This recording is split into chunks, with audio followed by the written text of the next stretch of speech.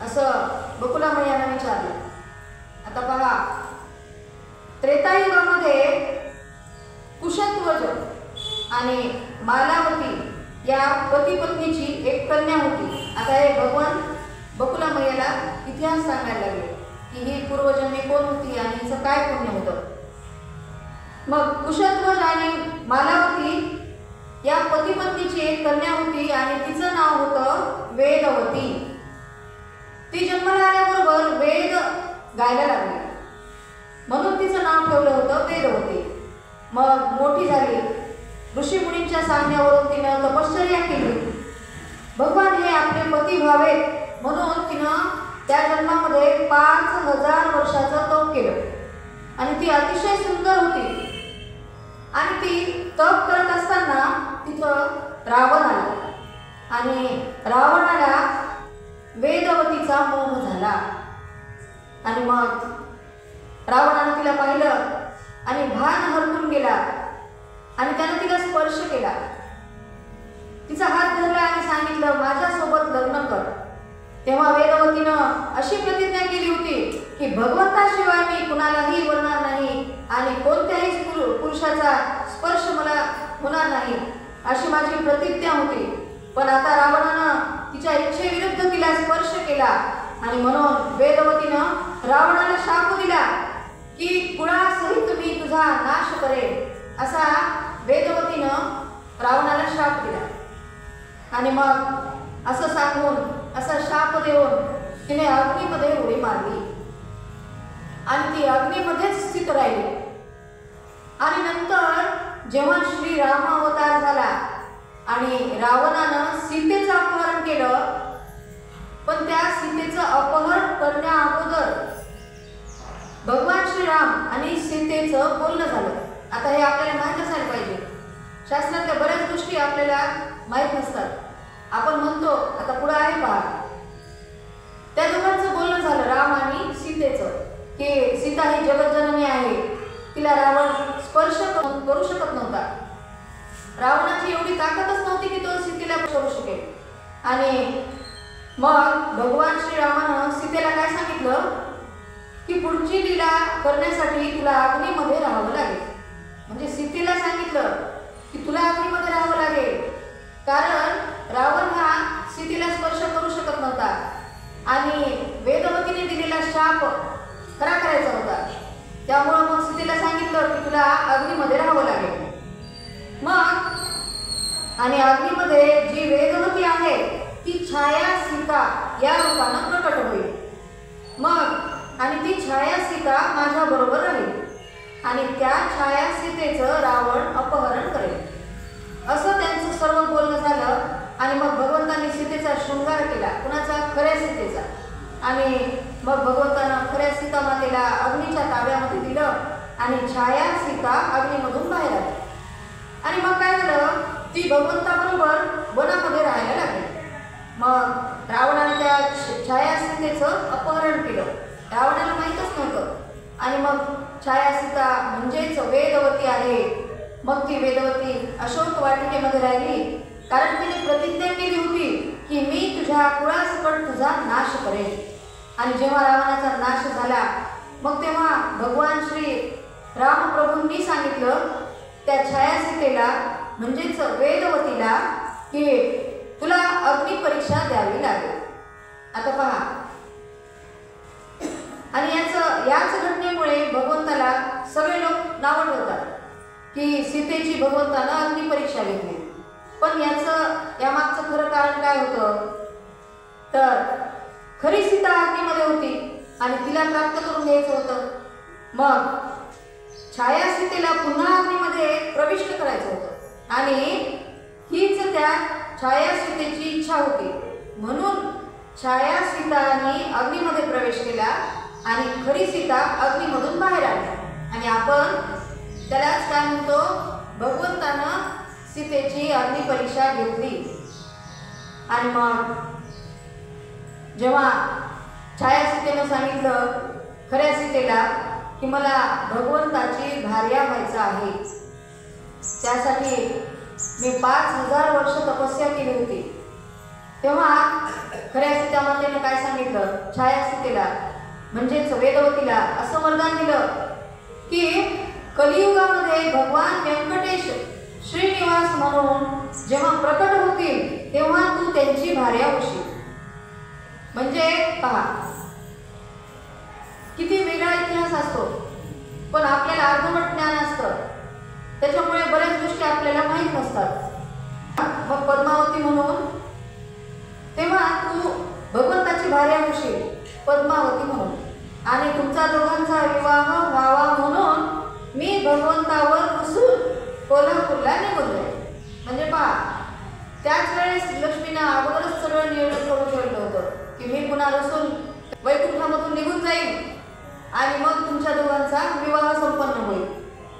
मग असं वेदवतीला सीतामातेनं सांगितलं होतं. म्हणून सीता ही लक्ष्मी आणि छाया सीता म्हणजेच वेदवती म्हणजेच पद्मावती अशी ही सर्व कथा सत्य आहे. असं असल्यामुळे महालक्ष्मीनं स्वतः सीतेच्या अवतारामध्ये वेदवतीला दिलेलं वचन पूर्ण करण्यासाठी मला आता हा विवाह करावा लागणार आहे असं मातेला सांगितलं. आणि राम अवतारामध्ये मी एक पत्नी व्रता होतो म्हणून मला त्यावेळी तिच्याशी विवाह करता आला नाही, पण आता मात्र मला स्वीकार करायचा आहे. मग बकुला मैया म्हणाली मी खूप आनंदित आहे, आता मी काय करावं ते मला तू सांग. मग भगवान म्हणाले तू आता वेदवतीच्या आईवडिलांकडे जाऊन मागणी घाल. मग मैया कपिलेश्वराच्या मंदिराकडे आली आणि तिथं पद्मावतीच्या सख्या आल्या होत्या. त्या बोलत होत्या की पद्मावती वनातून आल्यापासून तिचं मन अस्थिर आहे, म्हणून गुरुदेवांनी भगवंताला अभिषेक करा असं सांगितलं होतं. मग तेव्हा हे बोलणं ऐकून बकुला माता त्या सख्यांना म्हणाली तुमची आता प्रतीक्षा संपलेली आहे, मी व्यंकटेशाची माता आहे आणि तुमचा अभिषेक संपूर्ण झाला असंच तुम्ही समजा, कारण त्याचं फळ तुम्हाला देण्यासाठीच मी आले आहे. तेव्हा सख्या आनंदित झाल्या आणि बकुला मैयाला धरणी मातेकडे म्हणजेच पद्मावतीच्या आईकडे घेऊन आल्या. इकडे धरणी माता पद्मावतीला विचारत होती तू वनातून आल्यापासून काय एवढी अस्वस्थ आहेस. तेव्हा पद्मावती म्हणाली माते नयनाभिराम आहे जो भक्तांना सुलभ आणि दुष्टांना दुर्लभ आहे अशा भगवंताच्या ठिकाणी माझं मन स्थिर झालेलं आहे. आता माझं मन कशातच लागत नाही, फक्त भगवंताची भेट कधी होईल हेच वेळ मला लागले. मग धरणी मातेने विचारलं की ज्यांचं मन भगवंतामध्ये लागतं संसारात लागत नाही त्यांची लक्षणं काय आहेत. तेव्हा पद्मावती सांगू लागली जे स्वाध्यायामध्ये तत्पर असतात, जे दोष दृष्टीरहित असतात, जे निस्वार्थ असतात, जे कुणाची निंदा करत नाही, जे दयाळू व प्रेमळ असतात आणि सर्व भक्त असतात अशा हे सर्व ऐकता धरणी मातेचे डोळे भरून आले. आणि तेव्हा पद्मावती म्हणाली माते भक्ती दोन प्रकाराने प्राप्त होते. एक म्हणजे कृष्ण कृपा प्रसादज भक्ती आणि दुसरी म्हणजे कृष्ण भक्त कृपा प्रसादज भक्ती. हे दोन प्रकार सांगितले. पहिली भक्ती प्राप्त होते त्यामध्ये भगवंतालाच वाटतं की याला भक्ती प्रदान करावी, म्हणजे भगवंताकडूनच तशी अनुभूती होते की हा आपला भक्त होण्याच्या योग्य आहे आणि भगवंतच तशी अनुभूती करतात. त्याला काय म्हणतात कृष्ण कृपा प्रसादच भक्ती. आणि व्यक्तीची साधना, निर्मलता, निरागसता, पवित्रता, त्याचं कारुण हृदय बघून भगवंताचं मन त्याच्यावर कृपा करतं, भगवंतच त्याच्यावर कृपा करतात आणि ती भक्ती प्रदान करतात. आणि दुसरी भक्ती म्हणजे जे कृष्णाचे भक्त असतात त्यांची त्या व्यक्तीला कृपा प्राप्त होते आणि मग भक्ती प्राप्त होते. आणि दुसरी भक्ती हीच सुलभ भक्ती सांगितलेली आहे, कारण संतांच्या संगतीत राहिलं की भक्ती प्राप्त होते, म्हणून ही दुसरी भक्ती आपल्याला सुलभ आहे. पण त्यासाठी काय करावं लागतं, शास्त्र, पुराण, संत, महंत यांच्या सानिध्यात राहावं लागतं आणि भगवत चिंतन करावं लागतं. मग हे सर्व ऐकता धरणी मातेचे अष्टसात्विक भाव दाटून आले। कधी कधी भक्ताची अवस्था अशी होते, अंगावर काटा येतो आणि गदगदल्यासारखं होतं, त्याला अष्टसात्विक भाव दाटून आले असं म्हणतात। आणि अशी तिची अवस्था झाली। आता हे सर्व दोघी मायलेकींचं बोलणं सुरू होतं, पण भगवंताची इकडे बेचैनी वाढतच होती। त्यांना वाटत होतं आता पुढं काय होणार आहे। तर सगळं माहीत होतं भगवंताला, तर सगळं माहीतच असतं, पण तरीही भगवंताची लीला। मग त्यांना काही धीरच धरवेना। भगवान म्हणायला लागले, आता काय होणार आहे काय माहिती, बकुला मैया तिथपर्यंत जाऊन धरणी मातेला बोलू शकेल की नाही, असं त्यांना धीर वाटत नव्हता। म्हणून त्यांनी काय केलं, एक लीला केली। मग भगवंतांनी बिंदिनीचा वेश धारण केला आणि ब्रह्मदेवाला सांगितलं, आता तुम्ही पुन्हा एकदा बाळ रूपात या।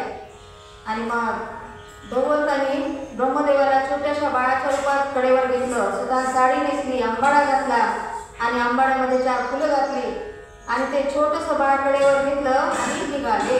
कुठे निघाले? पद्मावतीच्या गावाला। मोहिनी अवतारानंतर तसाच सुंदर अवतार भगवंतानं धारण केला आणि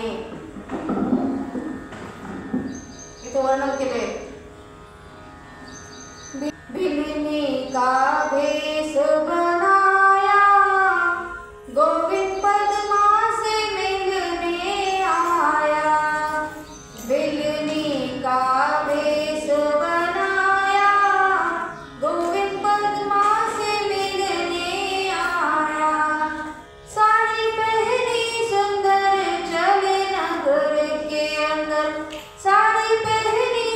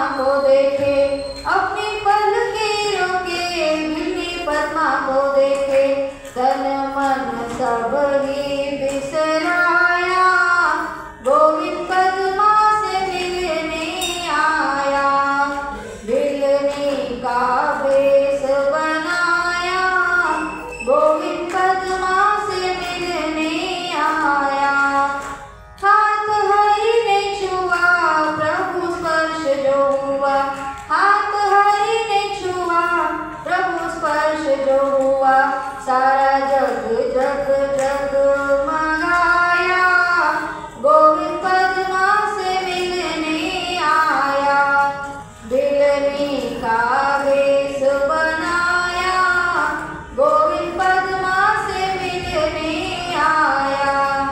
पद्मा देखने लगी गोविंद हंसने लगे, पद्मा देखने लगी गोविंद हंसने लगे, आज जन्म का साथी पाया, गोविंद पद्मा से मिलने आया, बिलनी का वेश बनाया, गोविंद पद्मा से मिलने आया।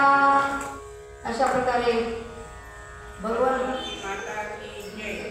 श्री गोपाल कृष्ण भगवान की जय, श्री व्यंकटेश भगवान की जय।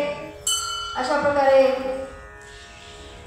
भगवान श्रीनिवास अस्वस्थ झाले होते पद्मावतीला भेटण्यासाठी आणि त्यांनी अशा प्रकारे बिलिनीच्या वेशामध्ये पद्मावतीकडे येणे केलं। मग तिथे ओरडायला लागले, म्हणे भविष्य सांगणारा आला आहे, भविष्य सांगणारा आले आहे, या कुणाला भविष्य जाणून घ्यायचं असेल तर नक्की लवकर या।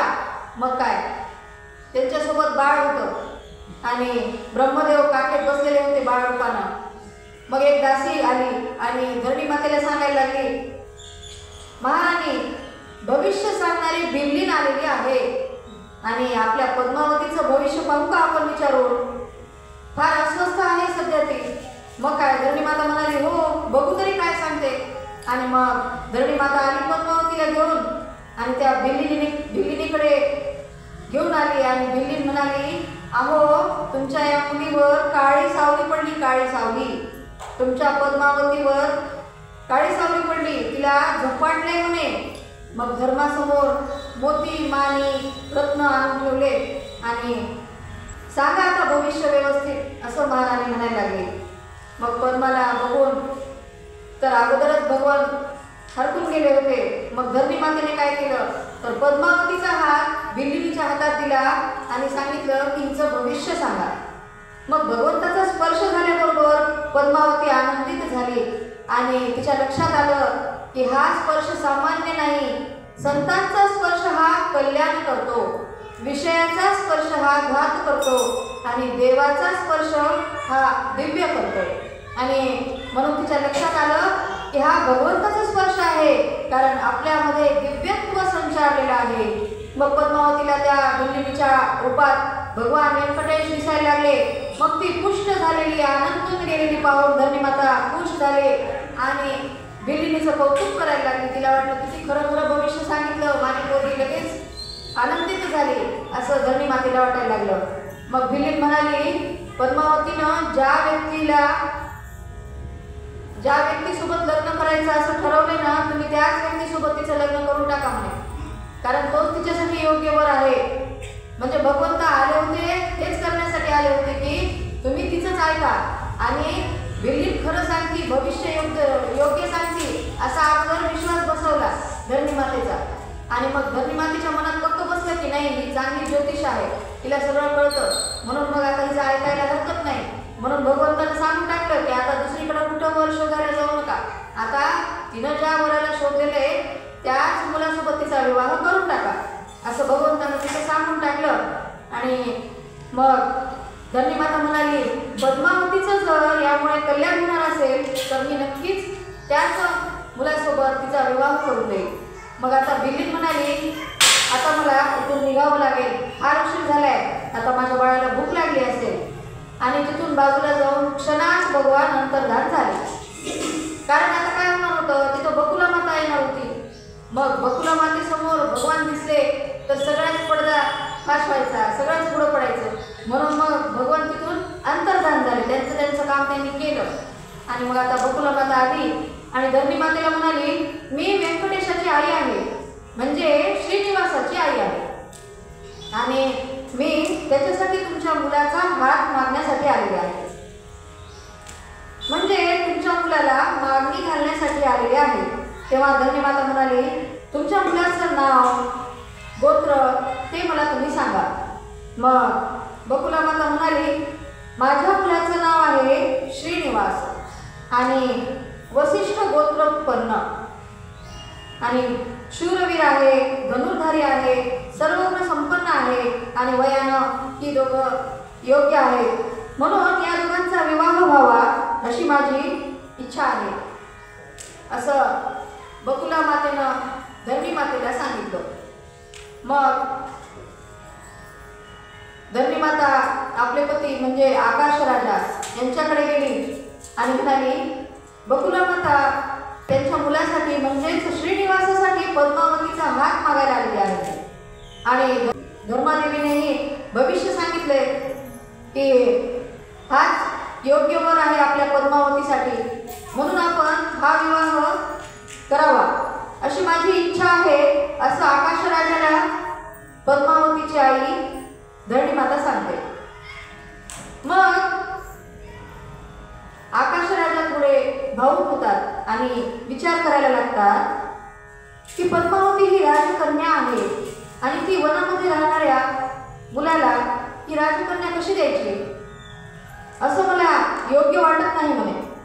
कारण भगवंताजवळ काहीच नव्हतं आणि ते वनामध्ये राहत होते, त्यामुळं मग राजाला वाटायला लागलं की आपली राजकुळामध्ये वाढलेली कन्या एका वनामध्ये राहणाऱ्या मुलाला कशी द्यावी, म्हणून मग आता काय निर्णय घ्यावा हे त्यांच्या लक्षात येत नव्हतं, म्हणून ते सद्गुरूकडे गेले आणि असं सांगितलं. सद्गुरू म्हणजे शुकाचार्यांकडे गेले.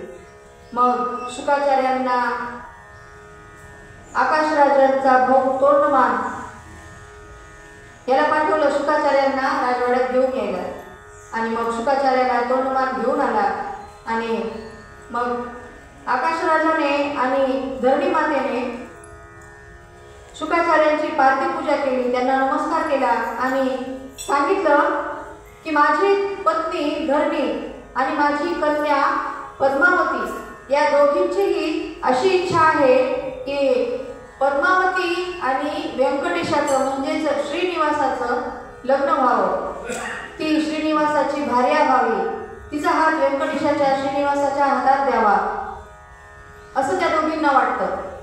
मग हे शुकाचार्य, हे गुरुवर, आपण सांगा मी आता काय करायला हवं. तेव्हा शुकाचार्यांचे डोळे पाणावले आणि शुकाचार्य म्हणाले, अरे देवाधिदेव भगवान व्यंकटेश परमपिता परमात्मा तुझा जावई होणार आहे, निश्चितपणे तू देऊन टाक म्हणे ती कन्या. आणि श्री व्यंकटेशाला मग लगेच आकाश राजा आनंदित होऊन पत्र लिहायचं त्यांनी ठरवलं आणि आकाश राजा एकीकडे आनंदितही झाले आणि भावुकही झाले. मग बृहस्पतींना म्हणजेच देवांचे गुरु यांना बोलवण्यात आलं आणि मुहूर्त काढायला सांगितला. आता पहा, वैशाख शुक्ल दशमीचा दिवस वार शुक्रवार ही तिथी निश्चित झाली आणि मग शुक्रवार मग शुकाचार्य म्हणाले, ज्ञाती बांधवांना बोलवून घ्या आणि पत्रिका लिहा भगवंतासाठी.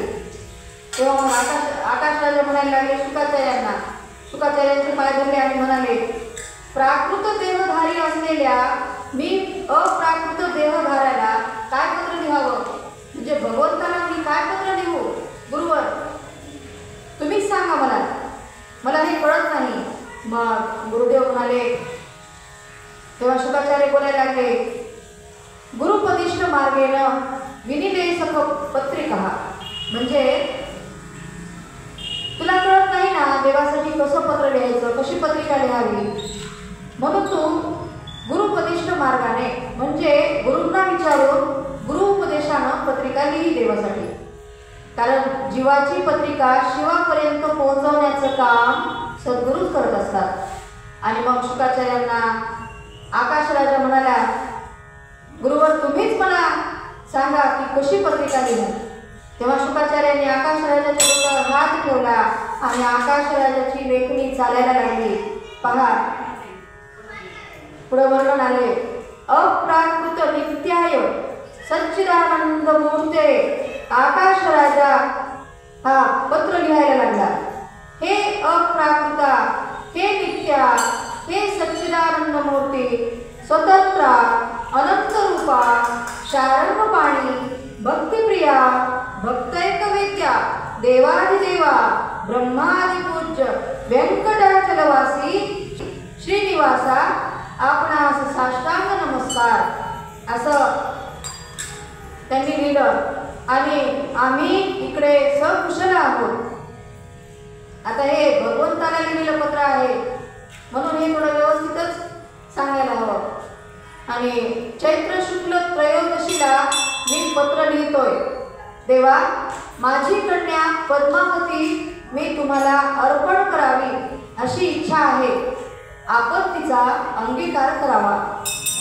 वैशाख शुक्ल दशमी शुक्रवारच्या दिवशी शुभ दिनी हा मुहूर्त काढलेला आहे. आपण बंधू भावांसोबत उपस्थित राहून हर्षानं माझ्या लेकीचं पाणी ग्रहण करावं असं पत्र त्यांनी लिहिलं. आणि आकाशराजाचे डोळे भरून आले. आता पत्र कुणासोबत पाठवायचं हेही त्यांनी बृहस्पतींना विचारलं. मग बृहस्पती म्हणाले, हे पत्र आता शुकाचार्यच भगवंतापर्यंत नेतील. आणि मग आता भगवंताकडे शिष्यासह शुकाचार्य निघाले. आणि इकडे भगवान चिंतित होते की काय होतंय आता. अजून काही निरोप कसा येत नाही. भगवान अस्वस्थ होते, वाट पाहायला लागले होते. आणि जेव्हा शुकाचार्यांना त्यांनी बघितलं आणि पाहिल्याबरोबर भगवंतांनी शुकाचार्याकडे धाव घेतली आणि विचारायला लागले, जमलं ना लग्न जमलं ना मग आमचं? बरोबर सांगा म्हणे पटकन. तेव्हा शुकाचार्य हसायला लागले आणि बोलायला लागले, काळजी करू नका, तुमचं कार्य आता पार पडलंय. आकाशराजाचं पत्र मी घेऊन आलोय म्हणे तुमच्यासाठी. मग आता काही चिंता करू नका, ते पत्र वाचा म्हणे. मग भगवंताला पत्र वाचून दाखवलं. मग आता बकुला मैया आली आणि आता आनंद सुरू झाला. आता इकडे नारायणपुरामध्ये सुद्धा पत्रिका वाटप सुरू झालं. भगवंताची पत्रिका वाचून आता भगवंताची पत्रिका त्याचं वर्णन आलेलं आहे. आपण आपल्या लग्नाच्या सर्वांच्या पत्रिका आपण पाहतो, पण साक्षात भगवंताची पत्रिका शास्त्रामध्ये अगदी विधीपूर्वक लिहून दिलेली आहे. श्री गणेशाय नमः. सविनय सादर प्रणामः.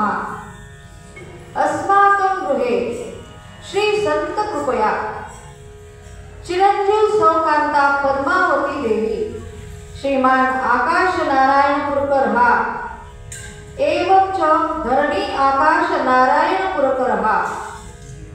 संस्कृतमध्ये पत्र आहे पूर्ण. एषाम कन्या अस्याः शुभ विवाह श्रीमान वसुदेव शूरसेनाः व यादव तथा देवकी वसुदेव यादवाः येषां सुपुत्राः एचि श्रीनिवास भगवान आनेन सह आयोजित कृतेसि कार्यसिद्ध्यर्थम उभयते सर्वतोरथम महा. तर्हि अस्मि मंगलप्रसंगे सहकुटुंब सहपरिवाराः उपस्थितं दर्शयात्माः वधूवराभ्यां शुभ आशीर्वादा स्वीकुरुः एवं च कार्यशोभां वृद्धिं कथं कुर्यात् इति नम्र अभ्यर्थना. असं हे अशी संस्कृतमधली पत्रिका पाठवण्यात आली. आणि या पत्रिकेचा अर्थ भगवंताच्या लग्नात आशीर्वाद द्यायला नाही तर आशीर्वाद घ्यायला यायचं असतं. म्हणजे आपण जे इथं उपस्थित आहोत ते भगवंताचा आशीर्वाद घ्यायला आलेलो आहे आणि ते आपल्याच नशिबात होतं म्हणून आपण इथं उपस्थित आहे. मग आता पत्रिका वाटप सुरू झालं. इकडे बकुला मैयाला चिंता वाटू लागली. मग भगवंत विचार करायला लागले की काय झालं. तेव्हा मैया म्हणाली, अरे लग्न तर आहे नारायणपूरमध्ये, कशी छान तयारी सुरू झाली आहे आणि आपल्याकडे कसं होणार सगळं. आता आपल्याकडे धन नाही, लक्ष्मी नाही, पैसा नाही, मग कसं करायचं. वराडी नाही, कामाला कुणी नाही. मग बकुला मैयाला चिंता पडली की आता होणार कसं सगळं. तेव्हा भगवान म्हणाले, थांब, करतो मी सगळी व्यवस्था, तू चिंता करू नकोस. मग भगवंतांची आता इथं लीला सुरू झाली पहा. त्यांनी काय केलं, गरुडाला बोलवलं, शेषाला बोलवलं आणि शेषाला सांगितलं तू कैलासावर जा आणि गरुडाला सांगितलं तू सत्यलोकामध्ये आणि त्रैलोक्यामध्ये जेवढे माझे भक्त असतील तेवढ्या सर्वांना, त्रैलोक्यात जेवढे माझे भक्त असतील देवी देवता सर्वांना घेऊन यायचं. मग गरुड निघाले भगवंताची आज्ञा पालन करायला आणि सत्यलोकामध्ये ब्रह्मदेवाला सांगितलं तुम्हाला सर्वांना लोकांना बोलवायचे, भगवंताचं लग्न आहे. मग ब्रह्मदेव म्हणाले मग लग्नामध्ये काही वाद्यांची व्यवस्था केली की नाही. मग तेव्हा गरुड म्हणाले नाही, अजून तर काही वाद्यांची व्यवस्था झालेलीच नाही. तेव्हा गरुड तेव्हा कारण भगवंताकडे लक्ष्मी नाही, मग काही व्यवस्था कशी होणार.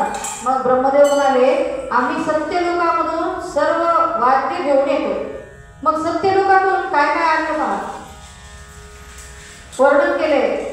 9,000 बेरी आणल्या, 300 दुमदुमी, हजारो मृदुंग आणले आणि हजारो प्रकारची वाद्य सत्यलोकामधून तिरुमल क्षेत्रावर अवतरली. आणि सावित्री गायत्री निघाल्या. सत्यलोक, तपोलोक, जनोलोक सगळीकडून देव यायला लागले. ब्रह्मदेवाने सुद्धा शृंगार केला आणि तेही निघाले.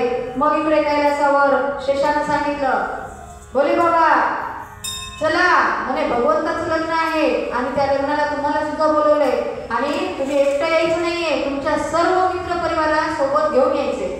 मग भोले बाबा लागले डमरू वाजवायला आणि डमरू वाजवल्याबरोबर सर्व भूत प्रेत पिशाच यक्षगण सगळे लग्नाला निघाले. आणि कोण कोण आलं, मग अष्टमहासिद्ध, अष्टभैरव, 56 कोटी चामुंडा, इंद्र आणि शची, 64 कोटी योगिनी, 33 कोटी देव हे सर्व निघाले. 60 कोटी रुद्रगण निघाले आणि एवढे सगळे जण तिरुमल पर्वतावर प्रकट झाले. आता सगळीकडे गोंधळ आणि गाजावाजा सुरू झाला. मग बकुळामय्या म्हणाली अरे श्रीनिवासा एवढा वेळ तर सगळं शांत होतं, वराड नाही म्हणत होते मी आणि हा काय गोंधळ सुरू झाला, म्हणे कोण आले एवढं, कशाचा गोंधळ आहे. तेव्हा भगवान म्हणाले अगं मैया वराड आले वराड. आणि एवढे वराडे पाहून मैया म्हणे अरे सगळ्यांची व्यवस्था कशी करायची, आता तू बोलवलंस एवढं वराड पण आता यांची व्यवस्था कशी करायची. तेव्हा भगवान म्हणाले मी आहे ना, तू निश्चिंत राहा म्हणे. मग भगवंतानं ठरवलं प्रत्येकाला भेटायचं, म्हणजे जेवढे वराडी आले होते त्या प्रत्येकाला भगवंताने भेटायचं ठरवलं. स्वतःच्या छातीला हात लावला भगवंतानं आणि अनंत रूप धारण केले. जेवढं वराड आलं होतं त्या प्रत्येकाला भगवान एक एक रूप धारण करून प्रत्येकाला भेटले. म्हणजे आलेल्या पाहुण्यांचं आदरातिथ्य कसं करायला पाहिजे हे या प्रसंगावरून भगवंतानं दाखवून दिलं. कारण वराडी लोक येतात कशासाठी, आपल्याला आशीर्वाद देण्यासाठी येतात, मग त्यांचं कसं स्वागतही झालं पाहिजे. मग परमेश्वरानं काय केलं पहा, स्वतःचं प्रत्येकासाठी एक एक रूप अवतरलं आणि प्रत्येकाची विचारपूस करायला लागले भगवान. आणि मग प्रत्येकाला वाटत होतं भगवान आपली चौकशी करत आहेत आणि स्वतः आपलं स्वागत ते करत आहेत. मग आता भगवंतानं काय केलं, विश्वकर्म्याला बोलवण्यात आलं. कशासाठी, तर मंडप निर्माण करण्यासाठी. मग विश्वकर्म्यानं मंडप उभा केला. मग आता हा मंडप केवढा होता पहा, आता हे भगवंताचं लग्न होतं शेवटी आणि न भूतो न भविष्यती असंही लग्न होणार होतं. मग किती 3000 योजन लांब रुंद असा मंडप तयार केला. मग 3000 योजन म्हणजे पहा किती, एक योजन म्हणजे किती 12 किलोमीटर, तर 3000 योजन म्हणजे केवढा मोठा लांब आणि रुंद हा मंडप होता पहा. मग वसिष्ठांना पौरोहित्य करायला सांगितलं आणि देवतांचं स्वागत कार्तिक स्वामींना करायचं सांगितलं. म्हणजे सर्व देवांना काय केलं, कामं वाटून दिली.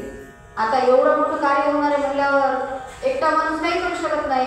मग सगळ्यांना आपलं आपलं काम वाटून दिलं, तुम्ही हे करायचं तुम्ही ते करायचं. मग वायूला काम दिलं सुगंधित पदार्थ पोहोचवायचे. इंद्रदेवाने वरातीचं प्रमुख व्हायचं असं त्यांना काम दिलं. स्वाहा आणि स्वधा या दोन आहेत अग्निपत्न्या, स्वाहा आणि स्वधा. त्यांनी स्वयंपाक करायचा ही जबाबदारी त्यांना देऊन टाकली. आणि मग त्यानंतर 8 वसूंना पात्र शुद्धी करायला सांगितलं आणि दिवे लावायचं काम चंद्राला सांगितलं. म्हणजे दिवे लावायला सुद्धा चंद्र भगवान हजर होते. नक्षत्र तारका सगळ्यांना काम देण्यात आलं आणि सगळी कामं सर्वांना वाटून दिल्यानंतर भगवान अतिशय उदास झाले. मग भगवान शंकराने विचारलं, देवा आता काय झालं, तुम्ही एवढे उदास का झालात, आता तर तुमचा विवाह होत आहे. तेव्हा भगवान बोलायला लागले, आज मला लक्ष्मीची खूप आठवण येते. आता विवाहाला उभे राहिले तर लक्ष्मीची आठवण येते. मग भोले बाबा म्हणाले, लक्ष्मीची एवढी आठवण येते तर तुम्ही दुसरं लग्न कशाला करता, करायचंच नाही म्हणे एवढा उपयोग.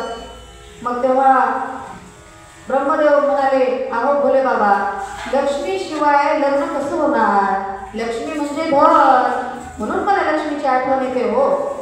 मग आता लक्ष्मीला कोण आणणार बरं.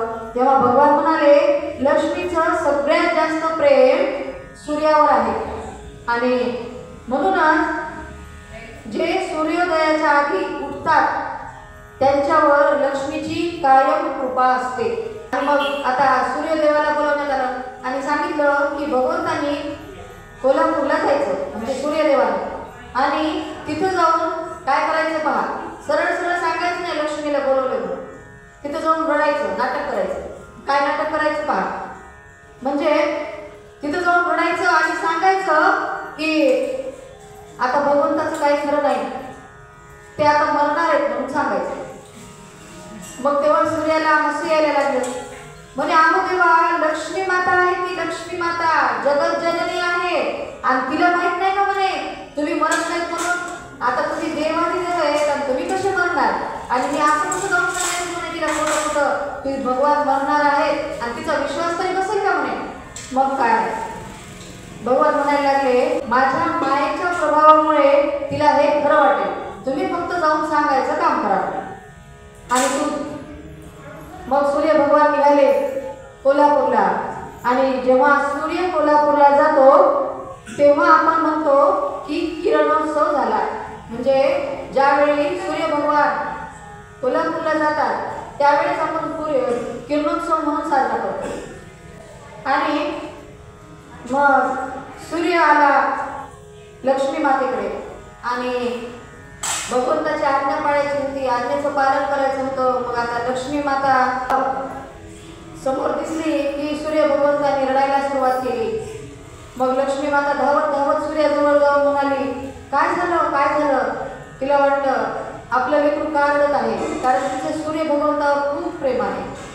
आणि तिने त्याच्या मस्तकावर हात ठेवला आणि विचारलं, बाळ काय झालं, तू असा काय रडत आहेस. तेव्हा आता सूर्याचं नाटक जोरात सुरू झालं. म्हणे, आई साहेब मी कसं सांगू आता तुम्हाला. मग आई साहेब म्हणाल्या, नाही नाही तू सांग म्हणे काय झालं ते, लवकर सांग म्हणे, मला काही कळत झालं म्हणे, तू असं काय रडायला असते.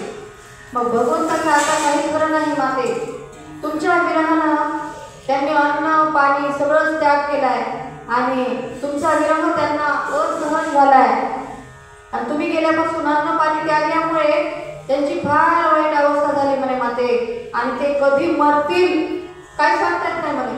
आता एकदम शेवटचेच क्षण मोजायलेत म्हणे आणि ते तुमचीच आठवण करायलेत म्हणे. चला चला म्हणे लवकर तुम्ही आता या म्हणे पटकन.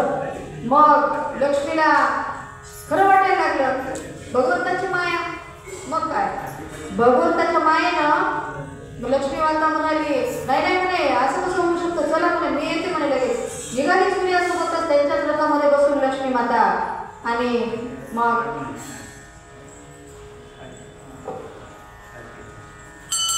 एकदम गळून गेलेल्यासारखं भगवंताचं रूप तिला दिसलं तिथं गेल्यावर. मग लक्ष्मी धावत धावत आली भगवंताच्या जवळ आणि विचारपूस करायला लागली.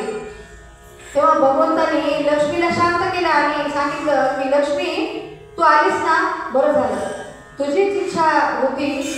आता भगवान सांगायला लागले खरं काय कारण आहे ते. तुझीच इच्छा होती की त्रेतायुगामध्ये छायासिद्धीचा मी स्वीकार करावा आणि तीच छाया सीता म्हणजे पद्मावती म्हणून अवताराला येईल असंही तू तिला वरदान दिलं होतंस. आणि तुझीच इच्छा पूर्ण करण्यासाठी मी तिच्याबरोबर विवाह करण्याचं ठरवलेलं आहे आणि हा विवाहाचा सोहळा आयोजित केलेला आहे. म्हणून मी तुला इथं बोलवून घेतलं. मग लक्ष्मी माता बोलायला लागली, तामके कृ गोविंद विवाहे विधिपूर्वकम. म्हणजे हे प्रभू, मला या सर्व गोष्टींची कल्पना होती, म्हणूनच तर मी रुसून कोल्हापूरला गेले होते. हे माझं नियोजन आधीच मी ठरवलेलं होतं आणि आता तुम्ही निश्चिंतपणे विवाहाला उभी राहा, मी सर्व काही तयारी करेन असं लक्ष्मी मातेनं सांगितलं. मग लक्ष्मीने सर्व विश्वातल्या तीर्थाचं जल आणायला सांगितलं. सोन्याच्या वाटीमध्ये उठणं तयार केलं. वायूनं सुगंधित द्रव्य आणून दिलं आणि अरुंधती, सरस्वती, गायत्री, पार्वती, लक्ष्मी या सर्व सुवासिनींनी भगवंताला रत्नपीठावर बसवलं आणि भगवंताला उठणं लावून अंघोळ घालायला सुरुवात केली. मोत्याचे सूत्र बांधले आणि अरुंधतीनं वस्त्र नेसवली, सरस्वतीनं छत्र धरलं, सावित्रीनं स्वर्णभूषण घातली आणि गंगेनं पादुका भगवंताला दिल्या आणि बकुळा मातेनं भगवंताला तिलक लावला. आणि मग वसिष्ठांनी कुलदेवीचं नाव सांगा असं भगवंताला विचारलं. तेव्हा भगवान म्हणाले, कुलदेवी शमी स्मृता असं म्हणून भगवान कुलदेवीची स्थापना करतात. आणि मग भगवान खूप आनंदित झाले आणि आता म्हणे, चला लग्नाला, आता आपल्याला वराड घेऊन लग्नाला निघायचं आहे असं म्हणायला लागले. पण आता काय, ब्रह्मदेव म्हणाले, अहो तुम्हाला एवढी कशी घाई झाली म्हणे लग्नाची, आले वराड्यांना काही खाऊ पिऊ घालता की नाही म्हणे तुम्ही, नुसतंच चला लग्नाला कसं. मग आता काय, भगवान म्हणाले, लक्ष्मी आत्ताच आली बाबा, मग तिला लगेच कसं काय धनसंपत्ती मागायची आणि लगेच कशी काय आता अन्नधान्याची व्यवस्था करायची.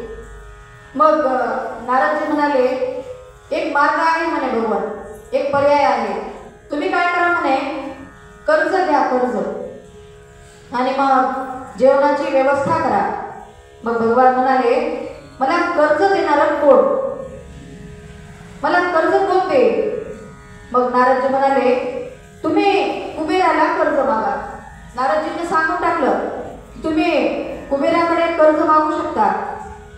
मग आपण कर्ज घेऊ आणि कुबेराला बोलवलं. मग काय, कुबेराला सांगितलं की आम्हाला कर्ज पाहिजे. मग कुबेर भगवान म्हणाले, कुणाला पाहिजे कर्ज. तर नारदजी म्हणाले, भगवंताला कर्ज पाहिजे. मग कुबेर म्हणाले, भगवंताला कर्ज, अहो भगवंताला कर्जाची काय गरज आहे, जे काही माझ्याकडे आहे ते भगवंताचंच आहे, असंच घ्या म्हणा, कर्ज कशाला पाहिजे असं कुबेरजी म्हणायला लागले. मग भगवान म्हणाले, बरं झालं, जाऊ दे, आपण असंच घेऊन टाकू. मग नारदजी म्हणाले, नाही नाही भगवान, हे कलियुग आहे, कलियुग, इथं असं तसं काही घ्यायचं नसतं म्हणे, इथं कर्जच घ्यावं लागतं.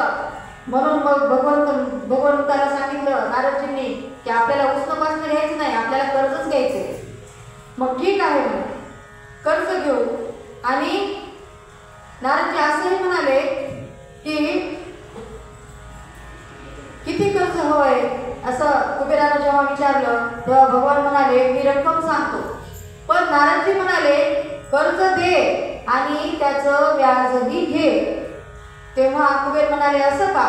तेव्हा नारदजी म्हणाले, हे कलियुगामधले नियम आहेत म्हणे, काय तर कर्ज दिलं तर व्याजही घ्यावं लागतं. मग ठरलं, लिखाण करून घेऊ. भविष्योत्तर पुराणकारांनी वर्णन केले, काय काय लिखाण केले पहा. शास्त्रामध्ये असं आले, आता हे कर्ज दिलेलं पत्र आहे. ऋणग्राही श्रीनिवासो धनदायी धनेश्वरः आत्मकार्यानिमित्तास्तु कल्याणार्थं कलौ युगे वैशाखे शुक्ल सप्तम्यां विलंबे मचैव वत्सरे निष्काणां रामरुद्राणां लक्षाणि च चतुर्दश द्रव्यं दत्तं धनेशेन वृद्धिं ग्रहणकर्तार कारणात् रुद्रग्राही श्रीनिवास धनदायी धनेश्वर म्हणजे कर्ज घेणारे श्रीनिवास आणि कर्ज देणारे धनेश्वर कुबेर. आत्मकार्य विवाह प्रीत्यर्थ वैशाख शुक्ल सप्तमीच्या दिवशी विलंबी नाम संवत्सरामध्ये 14 कोटी लक्ष राममुद्रा देण्याचं कबूल केलेलं आहे. असं हे कर्जपत्र लिहून घेतलं आणि 1000 वर्षांमध्ये व्याजासह ते परत करायचं आहे. आणि या पत्रावर कर्जपत्रावर साक्षी कुणाची घ्यायची तर भगवान म्हणाले ब्रह्मदेव आणि शंकर भगवान हे साक्षीदार आहेत आणि तेव्हापासून भगवान कर्जामध्ये आहे. मग आता जे जे भक्त भगवंताच्या हुंडीमध्ये जे काही घडेल ज्याच्या ठाणी जेवढं घडेल तेवढं हुंडीमध्ये टाकतात त्यामुळे भगवंताचं कर्ज फिटतं असं शास्त्रकार सांगतात. आणि मग भगवंताचं आणि लक्ष्मी मातेचं असंही बोलणं झालं की लक्ष्मी जे भक्त माझी हुंडी भरण्यासाठी जे जसं घडेल तसं द्रव्य धन टाकतील त्यांच्या घरी तू सदैव निवास करण्यासाठी केली पाहिजेस. आणि तेव्हा लक्ष्मी मातेनं भगवंताला वचन दिलं की हो भगवान मी असंच करेन आणि जे जे तुमच्या हुंडीमध्ये जे घडेल जसं घडेल दक्षिणा धन द्रव्य जे काही घडेल ते टाकतील त्यांना ते मी 1000 पटीनं परत करेन. आणि तिरुपतीला जाणाऱ्या प्रत्येकाचा असा अनुभव असेलही की तिथं जाणारा कधीही रिकाम्या हातानं परत येत नाही. आणि नक्कीच भगवान काही ना काही आपल्याला दान देतात कारण ते लक्ष्मीचंच वचन आहे. आणि मग अशा पद्धतीनं कर्ज घेऊन धन घेऊन स्वयंपाक सुरू झाला. आणि आता जसं सुरुवातीला कामवाटप केलेली होती स्वहा आणि स्वधा यांनी पाकसिद्धी केली. स्वामी तीर्थामध्ये भात, देवतीर्थामध्ये भाज्या, तुंबर तीर्थामध्ये तुपाची धार तुपाची सिद्धी आणि कुबार तीर्थामध्ये इतर पदार्थ बनवण्यात आले. 60 भाज्या केल्या 60 आणि 5 पक्वान्न तयार केली. मग सगळ्यांना जेवण दिल्यानंतर तांबूल आणि दक्षिणा परमात्मा स्वतःच्या हातानं सर्वांना द्यायला लागले. मग वराड जेवण करून तृप्त झाल्यानंतर नारायणपुराकडे सर्वजण निघाले. मग आता मध्ये शुकाश्रम लागतो तिथं भगवंतांनी फळं आणि कंदमुळे खाल्ली म्हणजे शुकमुनींचा शुकाचार्यांचा आश्रम तिथे लागतो. मग तिथं जाऊन भगवंतांनी फळं आणि कंदमुळे खाल्ली. मग वैशाख शुक्रवारचा संध्याकाळचा दिवस आला. धर्मीमाता आणि आकाशराजाने भगवंताचं भव्य अशा प्रकारे स्वागत केलं. भगवंताचे पाय धुतले आणि पद्मावतीने सुंदर शृंगार केलेला आहे. आणि आता भगवान लग्न मंडपामध्ये प्रवेश करतात आणि सेवकांनी गर्जना करायला सुरुवात केली. अनंत कोटी ब्रह्मांड नायक करुणावरुणालय भक्तवत्सल शरणागत वत्सल भगवान व्यंकटेश पधारले हे सावधान सावधान अशी गर्जना करायला लागले. त्यानंतर राजराजेश्वरी भक्त प्रतिपालिका ज्ञानदात्री सर्व वांछित प्रदायिनी साक्षात श्री वेदलक्ष्मी पद्मावती माता पधारली हे असं म्हणून गर्जना करण्यात आली. आणि आता पद्मावती माता आणि श्रीनिवास भगवान यांचा विवाह संपन्न होणार आहे. आता सर्वांना अक्षरा द्याव्या मग मंगलाष्टका घेऊ आणि मग पुढची थोडी राहिली कथा बोलायला नाही पाहिजे पण एक भक्ती काय असते. आता हे कथा आहे म्हणून ठीक आहे. हेच जर एखाद्या पिक्चरला जायचं असतं तर पैसे खर्चून पाऊस असू ऊन असू वारं वादळ असू ठरलं ना जायचं तर जायचंच. पण भगवंताच्या दारात यायचं म्हणलं की पाऊस यायलाय पाहुणे यायचे घरातले काम आहेत आमचं आहे टमचं आहे असंच आहे. मग कशी भक्ती प्राप्त होणार आहे. शक्यच नाही ना. आणि बरं आपण संसारामध्ये कुठले कामं सोडतो का. बरं पाऊस यायला म्हणून जेवण खाऊन सोडतो का आपण. बरं आपली कोणते तरी कामं सोडतो का आपण. काहीच सोडत नाही ना. पोटात जाते सगळं, घरातलं सगळं व्यवस्थित होते, आपला आराम होतो, कुठं काही कार्यक्रम असले तर आवर्जून जातो. पण फक्त देवाच्या ठिकाणी यायचं म्हणलं की सगळ्या अडचणी आडव्या येतात. भगवंताचं लग्न लावायचा योग हा सारखा येत नाही आणि याच्यासाठी खरंच भाग्य लागतं.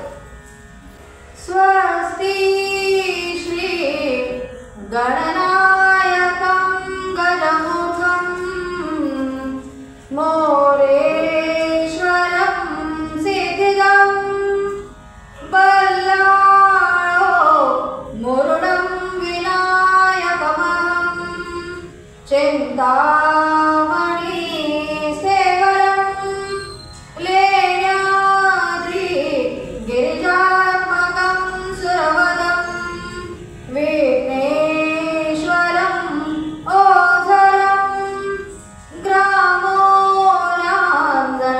संस्थितं गणपति कुर्यात् सदा मङ्गलं शुभलग्न सावधान.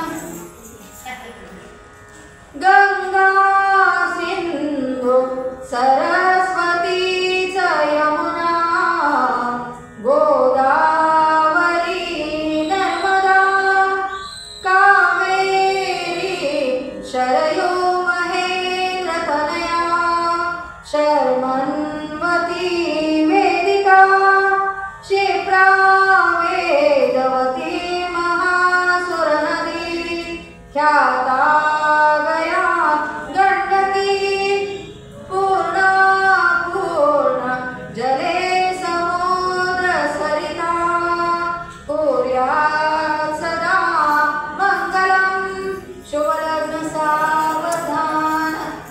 श्रीरामा पुरुषोत्तमा नरहरे नारायण केशवा गोविंदा गरुडध्वजा गुणनिधे दामोदरा माधवा श्रीकृष्णा कमलापते यदुपते सीतापते श्रीपते वैकुंठा श्रीपते चराचरपते लक्ष्मीपते पाहि मां सावधान.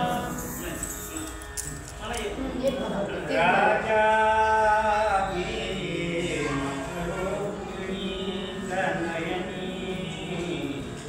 देखो निचिंता करी कन्या सगुणावरा द्रपवरा कोणासिम्या जय जय रघुमाजे वडीलच्या भूषणे कृष्णा समर्पणे पूजा सदांगता. अशा प्रकारे भगवान श्रीनिवासा आणि पद्मावती मातेचा विवाह सोहळा संपन्न झाला आणि छोटंसं सुंदर असं भगवंताचं गीत घेऊन आपण कथेची सांगता करू. व्यंकटेश गोविंदा बालाजी कब हमें दर्शन होंगे, आंखें कितनी तरस गई है, कब हमें दर्शन देंगे. व्यंकटेश गोविंदा बालाजी कब हमें दर्शन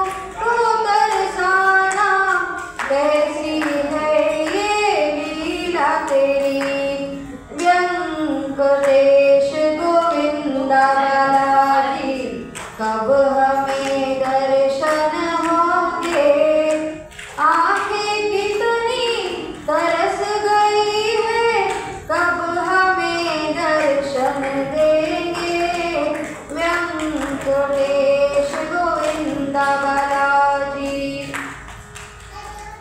आंखें कितनी तरस गई है कब तेरे दर्शन होंगे तेरे सहारे जीवन के प्रभु दुख सारे मैं भूल पड़ी बस तेरे ही भरोसे भगवन अंगारों पे दौड़ चली सब कुछ सहने की शक्ति तुम भगवन मुझको अब देना व्यंकटेश गोविंदा बालाजी कब हमें दर्शन होंगे आंखें कितनी तरस गई है कब हमें दर्शन देंगे व्यंकटेश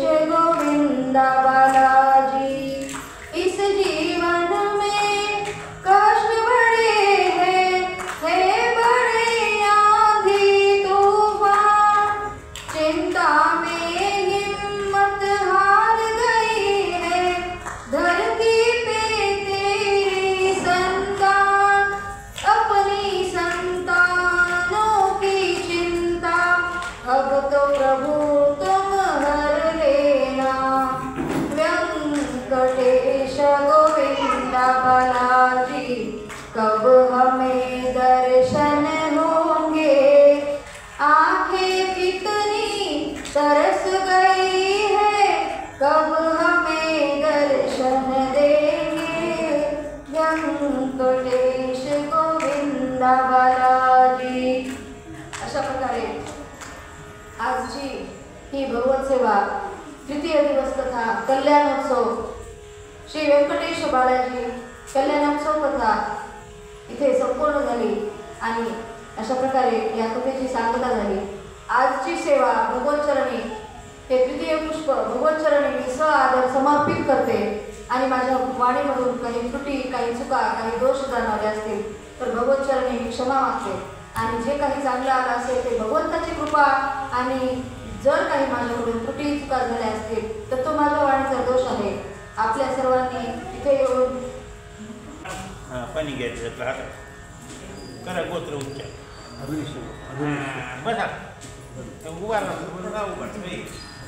मला मम आत्मना सकलपुराणोक्त फलप्राप्त्यर्थं व्यंकटेश मंदिरस्थाने कल्याण उत्सव कथा सांगता सिद्ध्यर्थं स्थापितदेवता उत्तरपूजांच करिष्ये कुंकुमादेवाला वक्रतुंड महाकाय सूर्यकोटे समप्रभ निर्विघ्नं कुरु मे देव सर्वकार्येषु सर्वदा वरुणं पाशास्तञ्च यादशां पतिमेश्वरम् अपां पतिमहं वन्दे देवं मकरवाहनं गणपतिवरुणाय मा गन्धाक्षतपुष्पे सम्पूज्य देवाच्या फोटोला वाहली कुंकुम आणि जर कुणाची इच्छा असेल भागवत कथा आणि व्यंकटेश कथा ठेवायची तर गुरुजींकडे नंबर आहे आणि माझे वडील इथेच आहेत पंडित त्यांच्याजवळ संपर्क साधला तर आणि माझं असं फीस वगैरे काही नाही फक्त भगवत कृपा प्राप्त करायची आणि भगवत सेवा करायची नैवेद्य करा मंडळ पाणी घ्या मंडळ करा हे नैवेद्य दाखवा लाडू टोपला नाही आहे डबा आहे करा डबा ठेवा त्याच्यात तुळशीचं पाणी टाका नैवेद्य दाखवा शर्करा खंड खाद्यानि दधिक्षीरसानि च आहारं भक्ष्यभोजन च नैवेद्यं प्रतिगृह्यता मंडळ करा हे डबा उघडा नैवेद्य मंडळावर ठेवा डबा उघडा पाणी टाका थोडीशी तिथे तेव्हा पेढी उघडा त्याच्यातही टाका थोडीशी पाणी येतलं घ्या थोडीशी पाणी यात टाका प्रसाद थोडीशी पाणी यात टाका नैवेद्य नमस्कार करू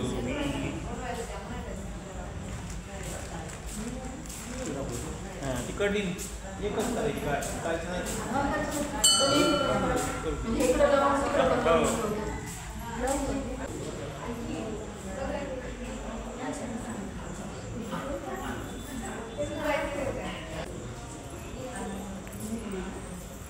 आता आमचा अर्जुन पंडित छानपैकी श्लोक म्हणून दाखवणार आहे आणि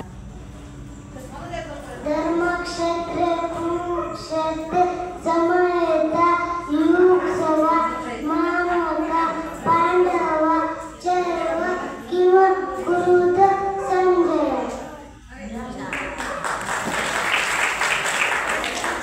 जय श्री कृष्ण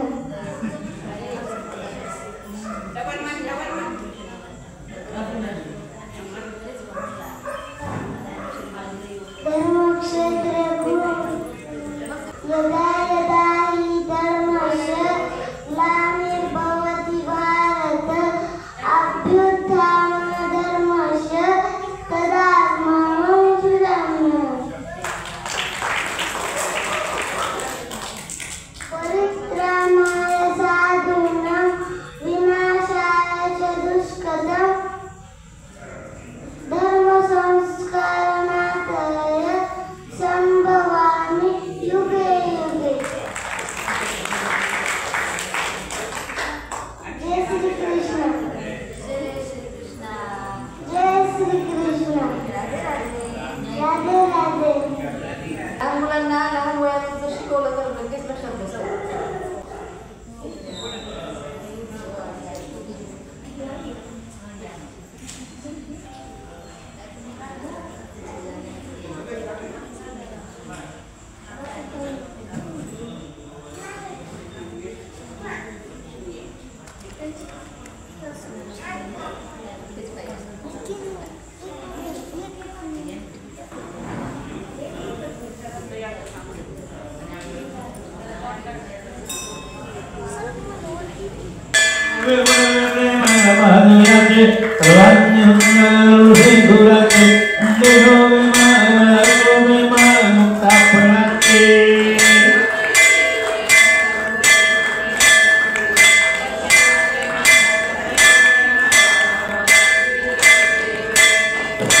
Hare